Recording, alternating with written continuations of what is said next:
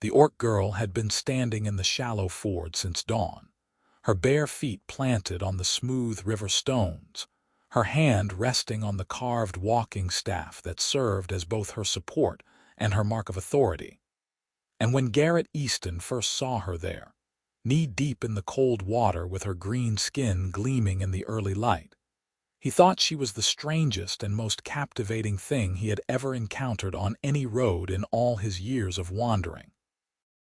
He had been traveling the frontier circuits for 3 years now, his pack loaded with tin cups and needles and ribbons, and all the small necessaries that the scattered homesteads needed. And he prided himself on knowing every shortcut and every ford between the eastern settlements and the mining camps in the western hills. This particular crossing he had used a dozen times before, but never with a toll keeper, and certainly never with one who looked like her. She was young, perhaps 19 or 20, with the distinctive features of her kind that would have made most humans turn their wagon around and seek another route. Her skin was a deep forest green, darker along her forearms and lighter at her throat, and her black hair hung in a thick braid over one shoulder. Small tusks curved up from her lower jaw, white against her lips, and her ears came to slight points beneath the fall of her hair. She wore a simple homespun dress, dyed brown and belted with rope, and the hem was soaked dark from the water. When she saw him approaching the ford, she straightened and lifted her staff slightly, not quite a threat but definitely a barrier. "Toll to cross," she called out, her voice carrying easily over the burble of the river. "1 copper coin." Garrett reined in his horse at the water's edge and leaned forward in his saddle, letting his most charming smile spread across his face. He was a good-looking man, and he knew it, with sun-browned skin and light brown hair that fell into his eyes, and he had learned long ago that a smile and a friendly word could smooth most difficulties on the road. "A toll keeper at 3 Willows Ford," he said, gesturing to the 3 ancient trees that leaned over the western bank. "That's new. Who appointed you, if I might ask?" "I appointed myself," she said, and there was pride in her voice, pride and a hint of defiance as though she expected him to challenge her right. "The ford is on my clan's land. 1 copper to cross," he could have argued. He could have pointed out that the ford had been free passage for as long as anyone could remember, that the old trade agreements guaranteed open roads and open waters.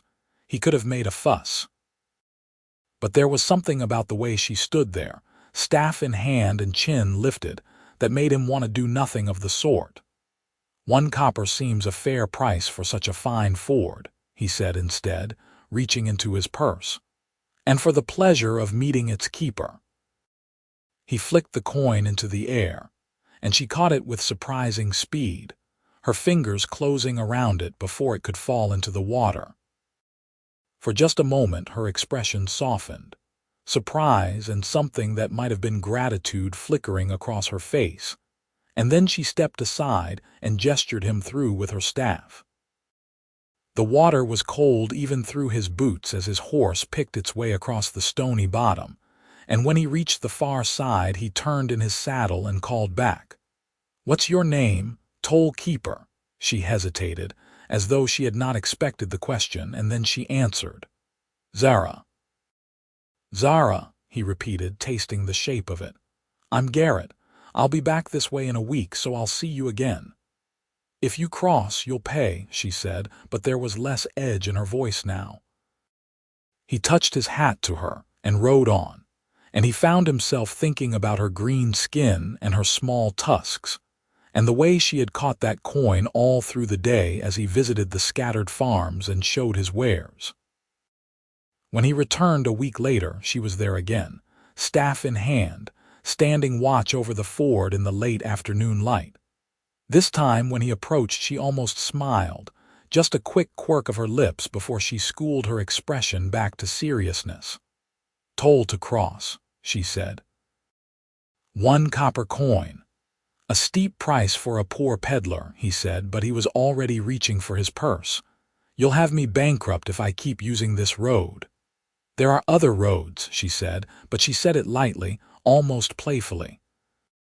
None with as pretty a toll-keeper, he replied, and he watched her eyes widen slightly at the compliment before she ducked her head to hide her reaction. This time, when she caught his coin, her fingers fumbled slightly and it fell into the water. She bent immediately to search for it, her hands sweeping through the current, and Garrett dismounted without thinking and waded in to help. The water soaked through his trouser legs as he crouched beside her, running his own hands over the smooth stones. "Got it," he said, his fingers closing on the copper piece. He held it up and then pressed it into her palm, his hand lingering perhaps a moment longer than necessary. Her skin was warm despite the cold water, and her palm was calloused from work. "Thank you," she said quietly, and when she looked up at him they were very close, close enough that he could see the flecks of gold in her dark eyes and count the freckles scattered across her nose. He stood and stepped back, suddenly aware that he was staring. "Until next week, Zara." "Until next week," she echoed, and she stayed standing in the ford watching him ride away until he disappeared around the bend in the road. The weeks that followed fell into a pattern that Garrett found himself anticipating more than he wanted to admit. Every seventh day he would reach Three Willows Ford, and every seventh day Zara would be there waiting with her staff and her toll. He always paid with a copper coin, and he always included a compliment, sometimes about her diligence, sometimes about the way the light caught in her hair, sometimes about the strength he could see in the way she stood against the current. She began to soften toward him in increments so small he almost missed them. A smile that lasted a fraction longer, a question about his travels, a comment about the weather that turned into a brief conversation while his horse drank from the ford. On his fifth crossing he brought her a ribbon from his pack, a length of green silk that matched her skin, and he tied it around the end of her staff without asking permission. "A decoration for your post," he said. "Every toll keeper should have a banner." She ran her fingers over the silk with something like wonder in her expression. "You didn't have to do this." "I know," he said. "I wanted to." On his seventh crossing, she asked him why he always used this ford when there were others he could use, and he found himself telling her the truth without quite meaning to. "Because I look forward to it," he said simply. "Because it's become the best part of my route." She stared at him for a long moment, her expression unreadable, and then she said, "You are not what I expected." "What did you expect?" "Most humans would have complained about the toll, or they would have tried to cheat me, or they would have." She trailed off and looked away. "It doesn't matter." But it did matter. He could see that it did, and he wanted to ask what humans had done to her to make her expect the worst. But the moment passed, and she gestured him through with her staff, and he rode on with her words echoing in his mind. By his 10th crossing, in the heart of summer, they had developed something that felt almost like friendship. She would wade out to meet him as soon as she spotted him on the road, and they would stand together in the ford talking while the water flowed around their legs, talking about everything and nothing. She told him about her clan, a small group of orc families who lived in the hills beyond the ford, struggling to make their living from fishing and foraging, and the occasional trade with the few humans brave enough to deal with them. He told her about the places he had been, the things he had seen, the strange and wonderful variety of people who lived scattered across the frontier. He learned that she was 20 years old, that she had appointed herself toll keeper not on a whim but out of necessity, that every copper coin she collected went toward buying flour and salt, and the other necessities her clan could not produce themselves. He learned that she loved the river, that she had grown up playing in these shallows, that she knew every stone and eddy and hiding place for fish. She learned that he was 23, that he had been a soldier once before he became a peddler, that he had chosen the wandering life to escape the ghosts of war. She learned that he had no family left, no place that he called home, that his entire life fit into the pack on his horse's back. "Don't you get lonely?" she asked him once, and he considered the question seriously. "Sometimes," he admitted, "but then I meet someone interesting and the loneliness fades for a while." "Is that what I am?" she asked, and there was an edge to her voice he couldn't quite identify. "Someone interesting to pass the time with until you move on?" "No," he said, and he realized as he said it that it was true. "No, you're more than that." She looked at him then with an intensity that made his breath catch, and he thought she might say something important, but instead she just nodded and told him the toll was due. He paid it with a coin and a compliment, as always, but that day the compliment was different. "You're the most remarkable person I've met in all my years on the road," he said quietly. "And I think about you every day between crossings." Her lips parted in surprise, and her cheeks darkened with a blush that showed even through her green skin, and she stammered something he couldn't quite hear before turning away to hide her face. When he rode away that day, he looked back 3 times, and each time she was still standing in the ford watching him go. It was on his 13th crossing, in early autumn when the leaves on the 3 willows were beginning to turn yellow, that everything changed. He arrived at the ford to find Zara pacing back and forth in the shallows, her staff clutched tight in both hands and her face drawn with worry. When she saw him, she hurried toward the bank, stumbling slightly in her haste. "Garrett," she said, and his name in her mouth made his heart do something complicated. "Something's happened, something bad." He dismounted immediately and went to her, reaching out instinctively to steady her with a hand on her arm. "What is it? What's wrong? There are men here." "Human men from some company in the eastern cities. They came to the village yesterday and told us they're going to build a bridge." "A bridge?" he frowned, trying to understand why that would cause such distress. "Where?" "Upstream, where the river narrows." She gestured toward the north. "They say it will be a proper toll bridge with a road on both sides. They say." She swallowed hard.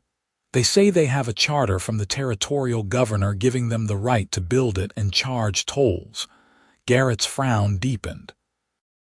A charter would make it legal, which meant arguing against it would be difficult, but he still didn't understand why Zara looked so frightened. "They can build their bridge," he said slowly, "but you can still keep your toll here at the ford. There's no reason both can't exist." "You don't understand." Her voice was tight with frustration and fear. "The bridge will be upstream where the banks are high. To make the approach roads work, they have to change the river. They're going to build dams and barriers to redirect the water, make it deeper and faster through the narrows." "They showed us the plans," the engineer said. She paused and looked down at the water flowing around their feet. "He said the ford will be underwater, too deep to cross. And the fishing shallows where my clan nets most of our food, those will be destroyed too." Understanding crashed over him like a cold wave. Without the ford, travelers would have to use the new bridge and pay whatever toll the company set. Without the fishing shallows, Zara's clan would lose their primary source of food. And Zara's small toll keeping, the few copper coins she collected each day, would end entirely. "They can't," he said, but even as he spoke he knew it was a foolish thing to say. They could and they would if they had a legal charter and enough money to pay for the construction. "They can," Zara said bitterly. "We're just orcs. Our village isn't even on the official maps. Why would the governor care if we starve?"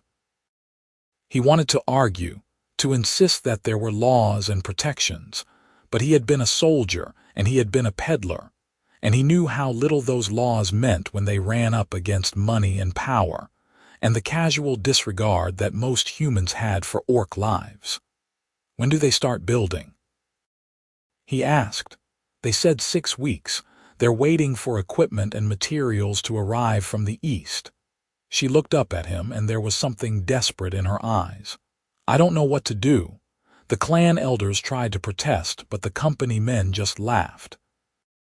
They said progress can't be stopped by a handful of savages. The word made anger flare hot in his chest. He had heard that word before, had maybe even used it himself in his soldier days before he learned better, and he hated it now with a fierce intensity. "Let me think," he said. "There has to be something we can do." She caught on the word. "This isn't your problem, Garrett. It's mine. It's my clan's." "You're my friend," he said simply. "That makes it my problem too." She stared at him for a long moment, her dark eyes searching his face as though looking for deception or ulterior motive, and then her expression crumpled slightly, and she pressed her free hand to her mouth. "Thank you," she whispered. "Thank you for calling me your friend." The words cut at him because he realized she had probably never had a human friend before, realized that the simple act of claiming friendship was something extraordinary to her. And that realization made him want to do something reckless and impossible. "I'll fix this," he said with more confidence than he felt. "I'll find a way." She didn't ask him how. She just nodded and stepped back and asked for his toll, and when he paid it, he couldn't think of a compliment good enough, so he just said, "You're brave," and left it at that. He rode away from the ford that day with his mind racing, turning over possibilities and discarding them one after another. He couldn't stop a legal charter through official channels. He was a peddler with no money and no influence. He couldn't fight the construction workers. Violence would only bring soldiers and make everything worse. He couldn't buy the company off. Even if he somehow gathered enough coins, they would just build somewhere else or wait him out. But he could do what he did best. He could talk. He could persuade. He could spread information and build connections and turn scattered individuals into a group with common cause. For the next week, he worked his route with new purpose. At every homestead and every village, at every farm and every trading post, he talked about the bridge and what it meant. He explained that the company would charge whatever tolls they liked once they controlled the only crossing, that a ford that had been free for generations would be lost, that the precedent would allow other companies to come in and claim other rivers and roads and commons. Some people listened. Many didn't care. The ford was miles from most of them, and the affairs of orcs were not something that moved most frontier humans to action. But at a mill near the eastern edge of his route, he met a woman named Zara who ran the grain operation with her 2 sons, and when he told her about the bridge, she went very still. "Torrance River Company?" she asked sharply. "That's the one. They tried to dam the Mill Creek 2 years ago, said they had rights to the water. It took 6 months of legal fighting and cost me everything I had saved to get them stopped." She spat into the dust. "If they're back in this territory, they're going to try again." "What's your interest in this, peddler?" He could have lied. He could have claimed purely economic concern or love of tradition or general principle. But something in Zara Winters's hard eyes demanded truth. "There's a girl," he said. "An orc girl. She keeps the toll at the ford, and I've come to care about her, about what happens to her." Sarah's expression shifted, surprise and something that might have been approval flickering across her weathered face. "An orc girl?" "Yes. And you're willing to make trouble with a chartered company over her?" "I am." Zara nodded slowly. "Then you're either a fool or a better man than most. Come inside and let's talk properly." That conversation led to another and another. Zara knew people, and those people knew others, and within 2 weeks Garrett found himself at the center of a growing network of opposition. Small farmers who resented outside companies controlling their access to markets. Fishermen who remembered when the rivers had been open to all. Mill operators who feared new restrictions on water use. Homesteaders who had come to the frontier specifically to escape the kind of consolidated control that the bridge represented. He rode harder than he ever had before, sometimes covering twice his usual distance in a day, and he stopped sleeping in camps and started sleeping in his saddle, catching an hour here and there while his horse walked the familiar roads. His pack of goods went largely unsold because he was spending all his time talking instead of trading, and his savings began to dwindle as he bought meals and drinks for the people he needed to persuade.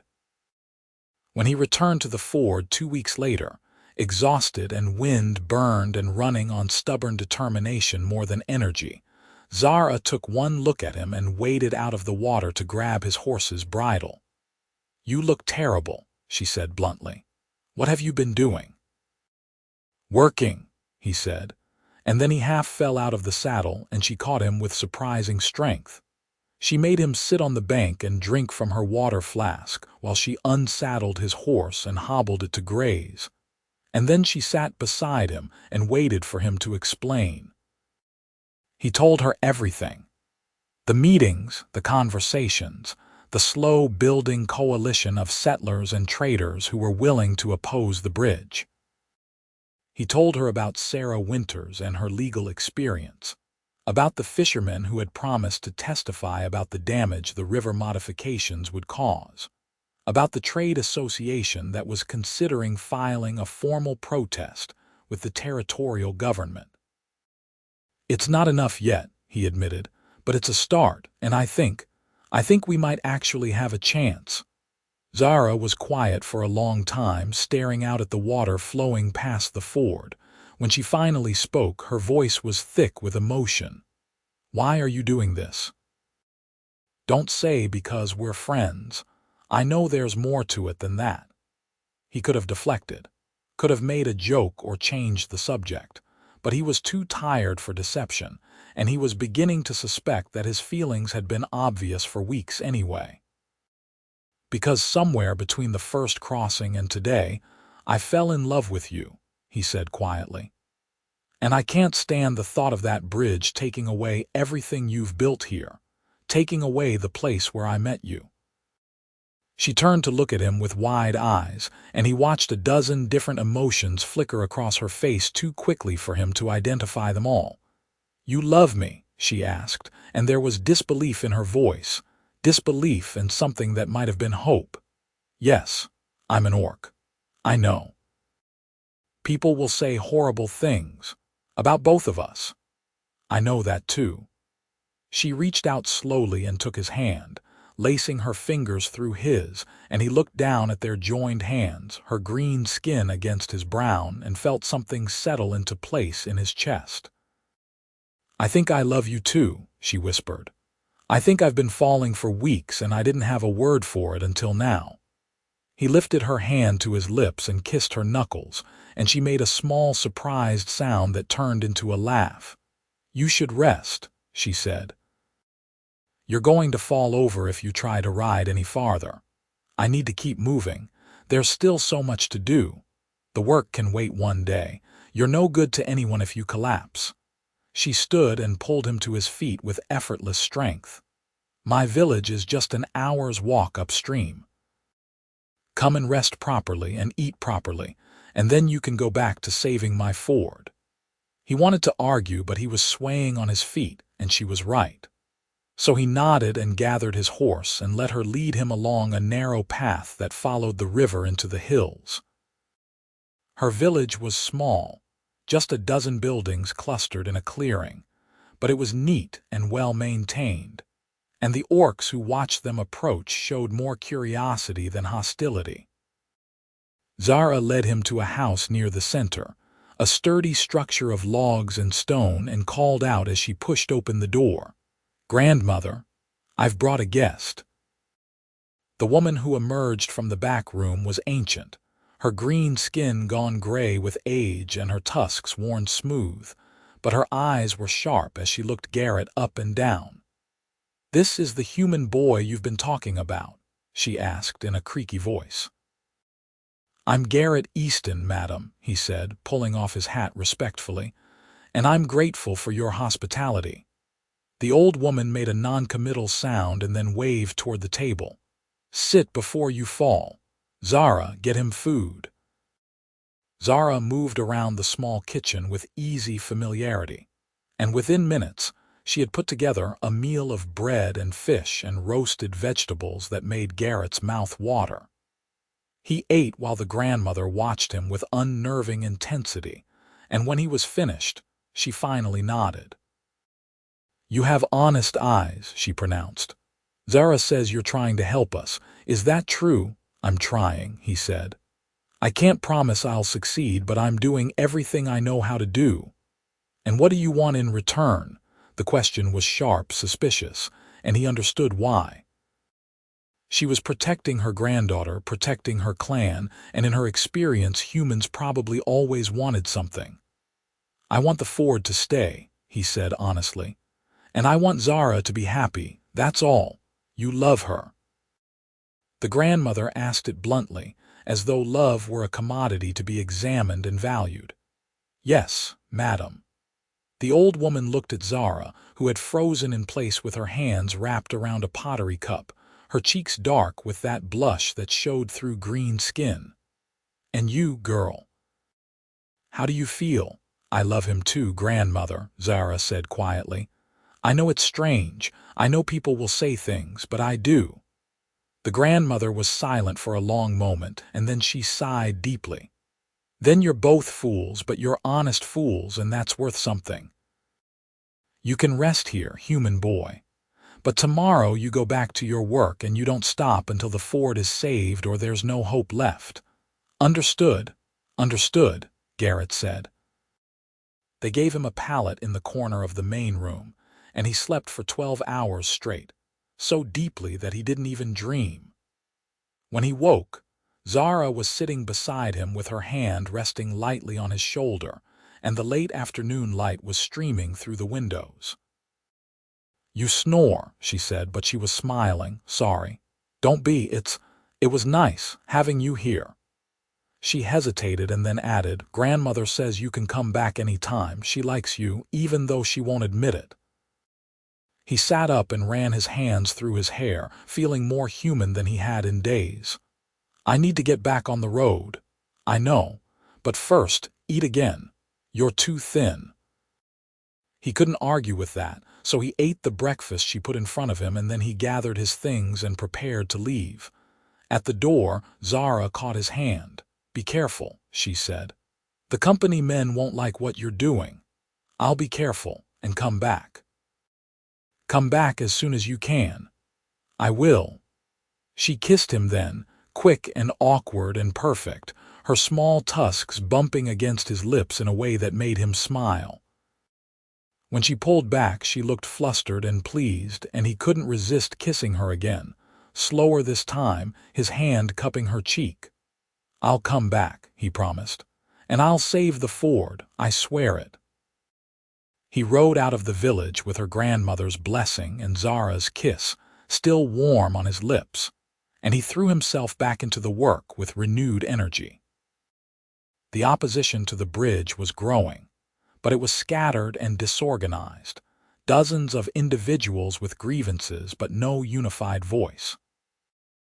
What they needed was someone to bring them together, and what they needed was a legal challenge that would force the territorial government to reconsider the charter.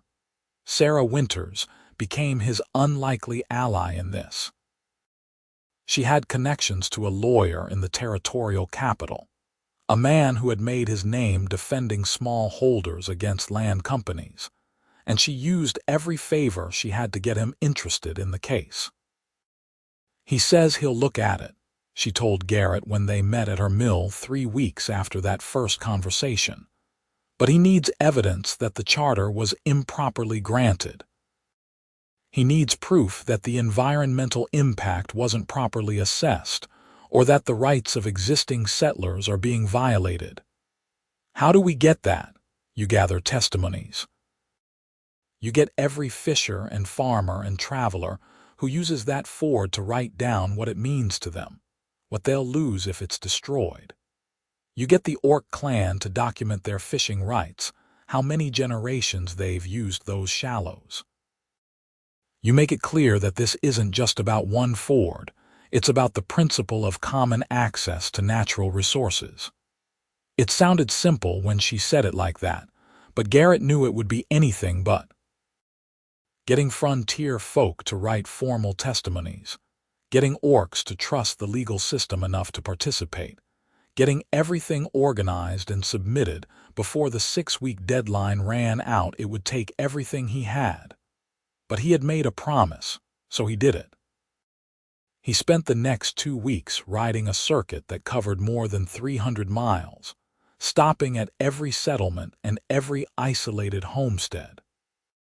He sat at kitchen tables and on porch steps and explained what was needed, and he helped people who could barely write scratch out their testimonies in slow, careful letters. He collected signatures and statements, and he bundled them all together in a leather satchel that grew heavier with each edition. The Orc clan was harder. They had no tradition of written documentation, and they were deeply suspicious of bringing their concerns to human authorities. But Zara spoke to the elders, and her grandmother added her voice, and eventually they agreed to let Garrett help them prepare a formal statement of their fishing rights and their connection to the river. He sat with the oldest members of the clan and wrote down their stories in careful detail, stories of great-grandparents who had fished these waters, of seasonal migrations and spawning grounds, and the exact methods they used to net salmon without depleting the population. He sketched maps showing the shallows and the deep pools and the places where the proposed dam would change everything. When he was finished, he had a document that was part history, part legal claim, and part prayer. He bound it with the human testimonies and rode for the territorial capital. 3 days of hard travel through rain and mud.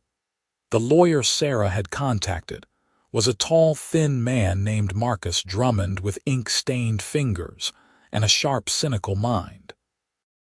He looked through Garrett's collected evidence with a critical eye, and for a long time he said nothing. "This is good work," he said finally. "Better than I expected from a peddler with no legal training, but you understand that this is a long shot.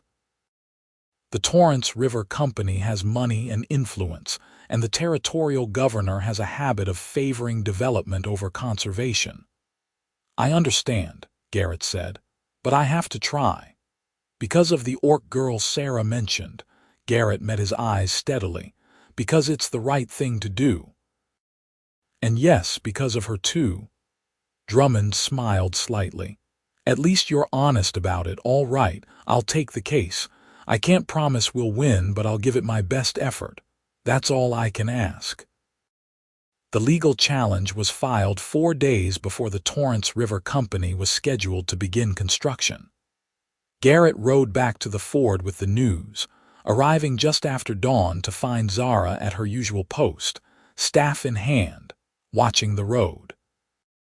She saw him coming and ran to meet him, splashing through the water without any care for her dress, and he dismounted and caught her as she threw her arms around his neck. "Did you do it? Did you file the challenge?" "We did. Drummond says we have a real chance." She pulled back to look at his face, searching for any sign of false hope, and then she laughed, a sound of pure relief and joy. "You did it. You actually did it." "We haven't won yet," he cautioned. "The company can still fight back. This could take months to resolve. But we have time. We have a chance." She kissed him hard, and he wrapped his arms around her and held her close, breathing in the scent of river water and sunshine that clung to her skin. When they finally separated, she took his hand and led him out of the ford to sit on the bank in the shade of the willows. "I missed you," she said quietly. Every day you were gone, I stood here and watched the road and hoped you would come back. I missed you too. I kept thinking about this ford, about standing here with you, and it made the work easier somehow. Garrett. She hesitated and then continued. What happens after? If we win, if the ford is saved, what happens then? He knew what she was really asking. He was a peddler, a wanderer by trade and by temperament. Even if the ford remained, his route would still take him away for weeks at a time, and she was rooted here at the river with her clan and her responsibilities. I don't know, he admitted. I've been thinking about that. I've been thinking about a lot of things. Like what? Like how I used to think I wanted to keep moving forever, that I never wanted to be tied to one place. But lately, I've been wondering if maybe what I really wanted was just to find the right place to stop. He looked at her green skin and her dark eyes and the small tusks that showed when she smiled. And maybe I've found it. You would stay. She sounded almost afraid to believe it. You would give up the peddler's road. I could work a route that comes back here every few days instead of every week, or I could stop peddling altogether and find other work. There are farms along the river that could use an extra hand, or I could try my hand at fishing, or... He trailed off and laughed. Or I could help you collect tolls at the ford, 2 toll keepers instead of 1. She was quiet for a moment and then she said, You would really do that, change your whole life, I would, if you'll have me. Of course I'll have you, you fool. She was crying now, tears running down her green cheeks, and she wiped at them impatiently. I never let myself imagine that you might stay. He kissed her tears away and held her, and they sat together under the willows while the morning light grew stronger, and the river flowed past them toward the distant sea. The legal battle that followed was slow and frustrating and filled with setbacks. The Torrance River Company fought back with expensive lawyers and delaying tactics, and there were times when Garrett thought they would lose simply because the other side had more resources and more stamina for the fight. But Marcus Drummond proved to be as stubborn as he was clever, and the coalition of settlers that Garrett had built provided a steady stream of support. More testimonies arrived as word spread, not just from people along Garrett's route but from other parts of the territory, who saw the case as a precedent that might protect their own commons from future encroachment. The territorial governor, faced with more opposition than he had anticipated, agreed to a formal hearing to reconsider the charter. The hearing was held in the territorial capital on a cold day in late autumn, and Garrett traveled there with Zara and her grandmother and 3 of the clan elders. It was the first time most of them had been to a human city, and Garrett watched them take in the strange sights with a mixture of wonder and wariness. The hearing room was packed with people on both sides. The company had brought engineers and investors and their expensive lawyers, all dressed in fine suits and speaking in confident voices about progress and development and economic growth. Garrett's side was a ragtag collection of farmers and fishermen and frontier folk, nervous in their best clothes, and a small group of orcs who sat together in the back row and drew stares from everyone who entered. Marcus Drummond presented their case with precise eloquence, laying out the testimonies and the fishing rights documentation and the environmental concerns. He called witnesses who spoke about the ford's importance to travel and trade, about the fishing shallows that had sustained the Orc clan for generations, about the precedent that privatizing common resources would set. The company's lawyers argued that progress required change, that economic development benefited everyone, that a handful of orcs and subsistence fishermen couldn't be allowed to stand in the way of territorial growth. The hearing lasted 2 days, and at the end the governor took a recess to consider his decision. Garrett and Zara walked through the capital's streets while they waited, holding hands and drawing stares from passers-by who weren't accustomed to seeing a human man with an orc woman. Some people looked away in disgust. Others watched with open curiosity. A few smiled as though they found something hopeful in the sight. "Are you sorry?" Zara asked quietly as they stood on a bridge overlooking the Capital River. "That you got involved in all this? It would have been easier to just keep riding past the ford." "I'm not sorry for a single moment," he said firmly. "Even if we lose, even if the worst happens, I'll never regret meeting you or fighting for you." "We might lose," she said, voicing the fear they had both been carrying. "The company has so much power. We might, but we made them fight for it. We made them work for every inch of ground, and we built something, you and I, something real." She leaned against his shoulder and he wrapped his arm around her. And they stood like that until the sun began to set, and they had to return to the hearing room for the governor's decision. The room was even more crowded than before, people packing in to hear the outcome. Garrett found a seat near the front with Zara beside him and her clan behind them, and he felt his heart hammering as the governor entered and took his place at the high desk. "I have considered the arguments presented by both sides," the governor began, his voice carrying easily through the silent room. "And I have reviewed the charter granted to the Torrance River Company as well as the documentation provided by the opposition." Garrett held his breath.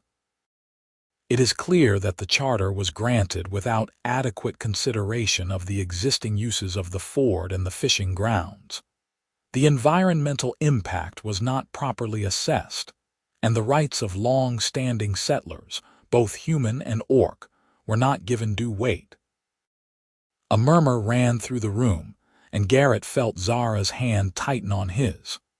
"Furthermore, the opposition has demonstrated that the ford serves an important function for regional travel and trade, and that its loss would create hardship for many residents of the frontier territories." The governor paused and looked directly at the company's lawyers. "Therefore, I am revoking the charter for the bridge and dam project at the Three Willows Ford location. The Torrance River Company may reapply for permission to build at an alternative location that does not interfere with existing settlement rights, but they will need to provide substantially more documentation of the project's impacts before any new charter will be considered." The room erupted.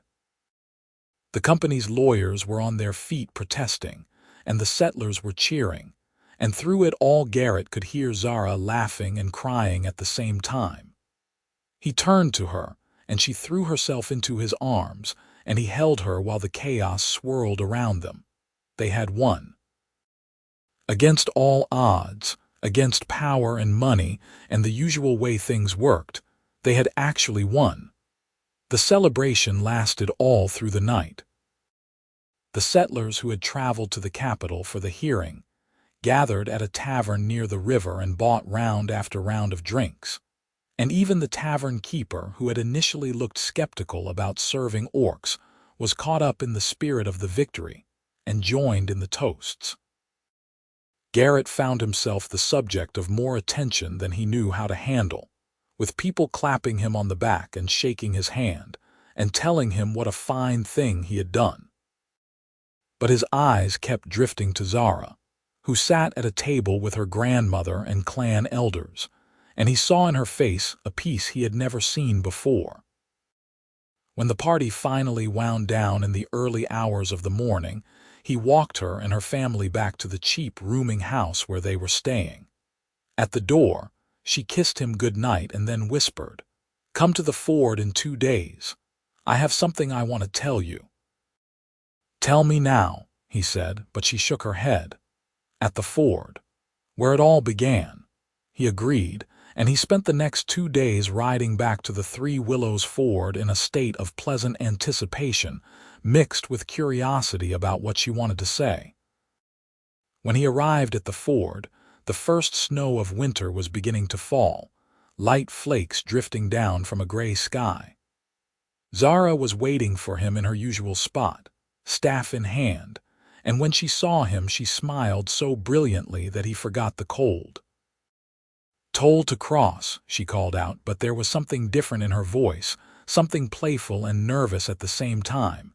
He dismounted and walked to the water's edge. "I thought we'd moved past tolls," he teased. "Never. This ford always has a toll." She lifted her chin. "1 copper coin for strangers, but for you something different." "What do I owe then?" "A promise," she said quietly. "Promise me you'll stay, not just for a season or a year, but really stay. Build a life here at the ford with me." His heart stuttered in his chest. "Zara, I know I'm asking a lot.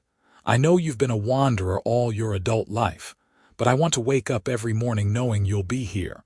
I want to stand in this ford with you through every season. I want—" She paused and then continued in a rush.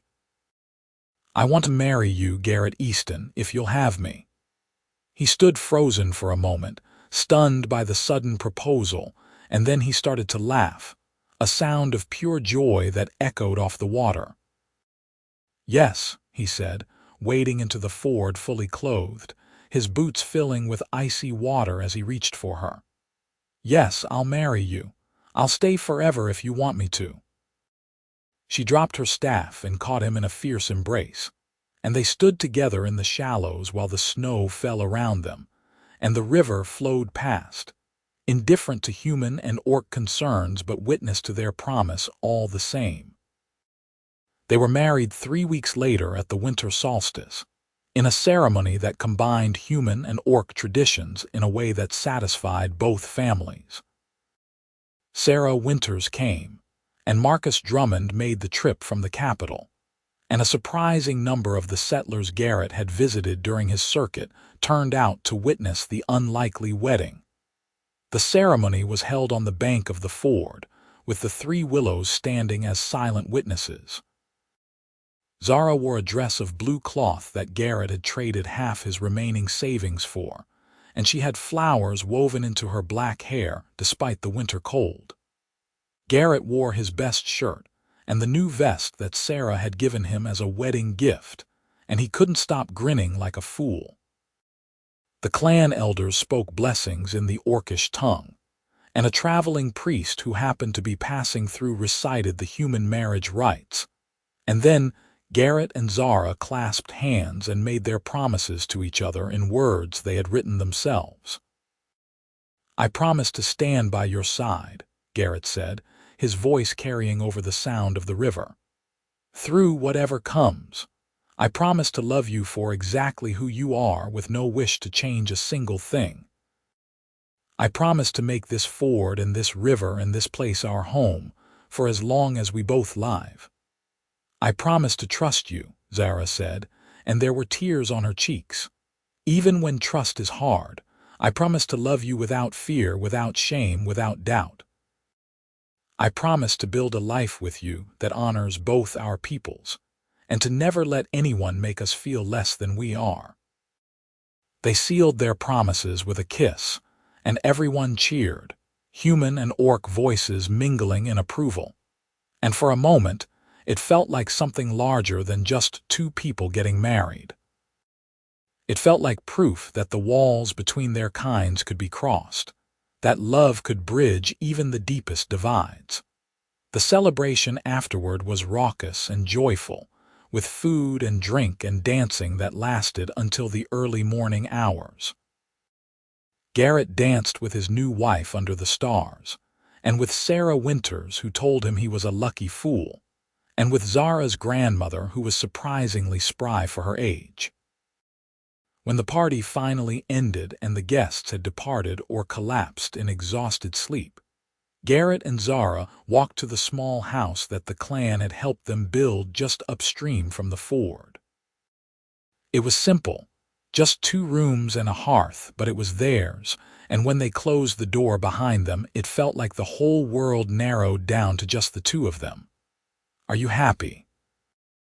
Zara asked, sitting on their bed and looking up at him with sudden nervousness, as though she feared he might regret everything now that the excitement had passed. He sat beside her and took her hands in his. "I'm happier than I ever knew I could be. Are you? So happy it frightens me sometimes." She leaned against his shoulder. "I keep thinking I'll wake up and discover it was all a dream." "Not a dream," he said, pressing a kiss to her temple. "This is real. We're real." They lay down together, still dressed in their wedding finery, and held each other as the fire burned low and the winter night deepened outside.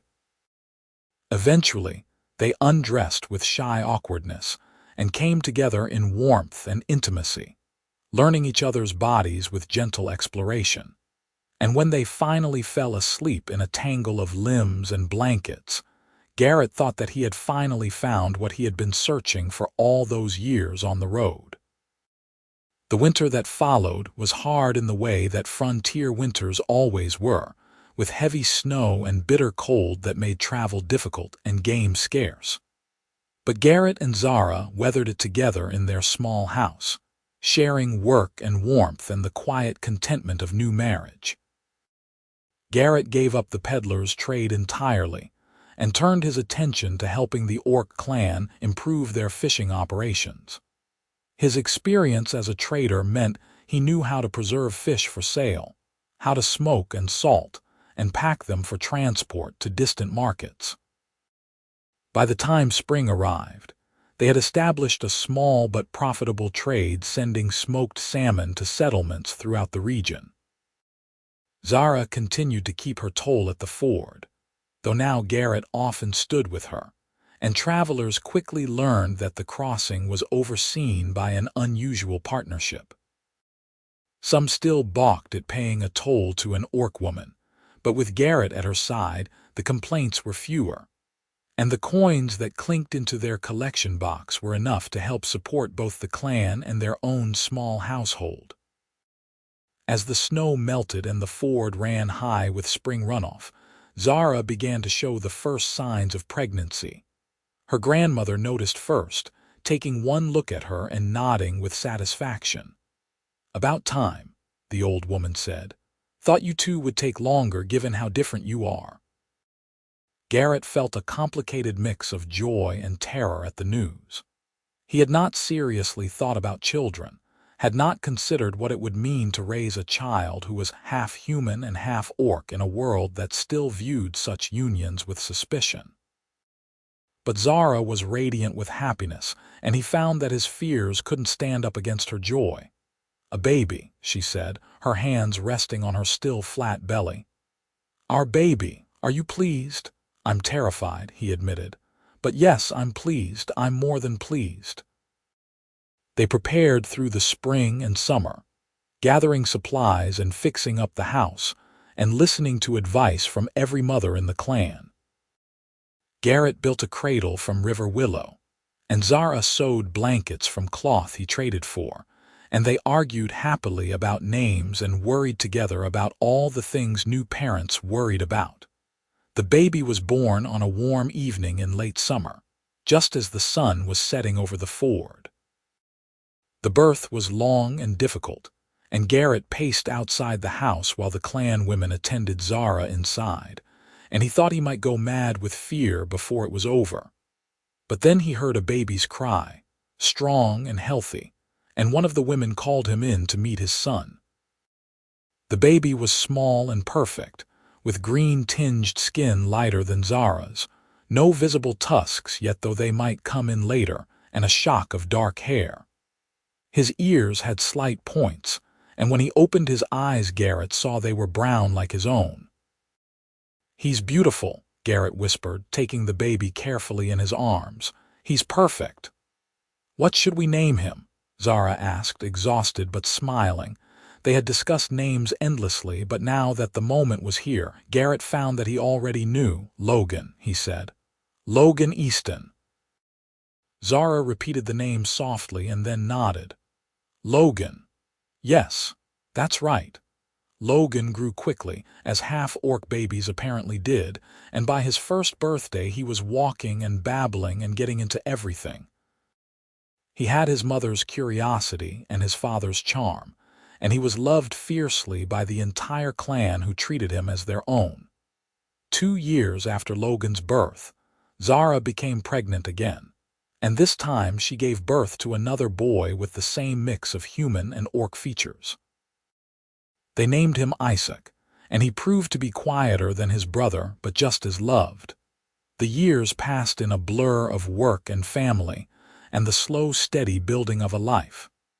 Garrett taught his sons to fish and to trade, and Zara taught them the orc language and the old stories of her people. Logan and Isaac grew up playing in the ford, knowing its every stone and current, and they thought nothing of being different because to them, it was normal to have a human father and an orc mother. The toll at the ford became something of a local institution. Travelers came to expect the unusual sight of the mixed family collecting coins and offering directions, and some made a point of using the ford specifically because they approved of what Garrett and Zara represented. Not everyone was accepting, of course. There were still those who muttered about unnatural unions and mongrel children, still those who would rather ride miles out of their way than cross a ford kept by orcs. But their prejudice had less power now, because Garrett and Zara had proved that their love could not only survive but thrive. Sarah Winters became a regular visitor, bringing news from her mill and gifts for the boys. Marcus Drummond stopped by whenever his travels brought him to the frontier, and he always spent an evening by their hearth sharing stories of other cases he had fought. The orc clan prospered as the fishing trade grew, and other clans in the region began to reach out, asking for advice on how to establish their own trade relationships with human settlements. Slowly, grudgingly, attitudes began to shift as people realized that orcs could be neighbors and partners rather than threats. 10 years after the battle over the ford, Garrett stood in the shallows with Zara beside him, watching their sons play in the water with other children from the clan. Logan was 12 now, tall and strong and already talking about becoming a trader like his father had been. Isaac was 10, quieter and thoughtful, with a love of books that Garrett encouraged by trading for every volume he could find. "You ever regret it?" Zara asked suddenly. "Giving up the wandering life?" Garrett looked at her in surprise. "Never, not once, do you?" "No," she smiled and leaned against his shoulder. "I just wonder sometimes what you're thinking when you get that far-away look." "I'm thinking how lucky I am," he said honestly. "I'm thinking about the day I first saw you standing in this ford, and how I had no idea that my whole life was about to change. I'm thinking about how much I love you, and our sons, and this place we've built together." She reached up to touch his face, and he noticed the silver threading through her black hair, noticed the lines at the corners of her eyes. They were both older now, marked by time and work and the raising of children, but he still saw in her the fierce girl who had demanded a toll all those years ago. "I love you too," she said quietly, "more than I have words for." They stood together in the ford, the water flowing around their legs as it always had, as it always would, and Garrett thought about how strange and wonderful life could be. He had started as a soldier, become a peddler, and ended up a husband and father and guardian of a river crossing. It was not the life he had imagined for himself when he was young. It was so much better. That evening, after the boys were in bed and the house was quiet, Garrett sat at the table working on the accounts while Zara mended clothing by the fire. It was domestic and ordinary and peaceful, and he found himself thinking about the man he had been before he met her, restless and unsettled and never quite content. "I want to thank you," he said suddenly, and Zara looked up from her mending with a questioning expression. "For what?" "For charging me that first toll, for giving me a reason to keep coming back, for loving me even though it would have been easier not to." She set down her mending and came to sit beside him, taking his hand in hers. "You saved my ford. You saved my clan. You changed your entire life for me. I think I'm the one who should be thanking you. We saved each other, he said. That's what love does, isn't it? It saves us from being less than we could be. She kissed him, a soft, sweet kiss that still made his heart race even after years of marriage, and then she rested her forehead against his. Promise me something, she whispered. Anything. Promise me that no matter how many years pass, you'll still stand in the ford with me sometimes. That we'll still have that place that's just ours. I promise, he said. Every day if you want, until we're too old to stand. And then we'll sit at the edge and watch the water flow by. Exactly. They sat together in the firelight, hands joined, and outside the river flowed past their door, eternal and unchanging, and witness to the impossible love that had taken root on its banks. The years continued to roll forward, bringing changes and challenges, as years always did.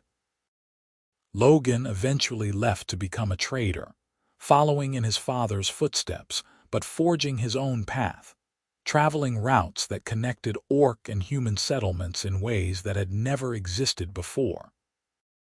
Isaac became a teacher, using the books his father had collected to establish a small school that welcomed children of all kinds. Garrett and Zara watched their sons grow into men who made them proud, men who carried forward the lesson that their very existence represented. That the walls between peoples were not as solid as they seemed, that love and determination could breach them.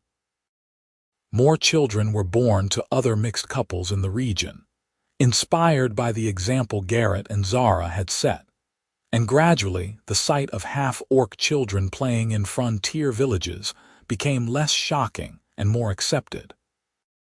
The ford remained, and so did the toll, though in their later years Garrett and Zara charged less consistently, waving through travelers they knew and only collecting coins from strangers who could afford them. The green ribbon Garrett had given Zara on their 5th crossing still fluttered from her staff, faded now but carefully preserved, a reminder of how it all began. On the 20th anniversary of the day they met, they walked to the ford together in the early morning while mist still lay on the water. They were both in their 40s now, showing the wear of decades of hard frontier living, but they moved with the easy comfort of people who knew each other completely. Zara took up her old position in the shallows, staff in hand, and Garrett approached on foot as he had that first day. "Toll to cross," she called out, her voice still strong despite the years.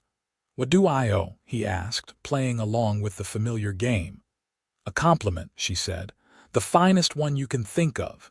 He waded into the water to stand before her, taking her free hand in both of his. "You are the love of my life, the mother of my children, the reason I stopped wandering and found my home. You are brave and beautiful and strong, and every day I wake up grateful that you demanded a toll from a strange peddler 20 years ago." Tears filled her eyes, but she was smiling. "That's a very fine compliment indeed. You may cross." Instead of crossing, he kissed her, long and deep and sweet, and the river flowed around them, cold and clear and eternal, carrying the memory of their love downstream toward the distant sea and all the unknown years that still waited ahead.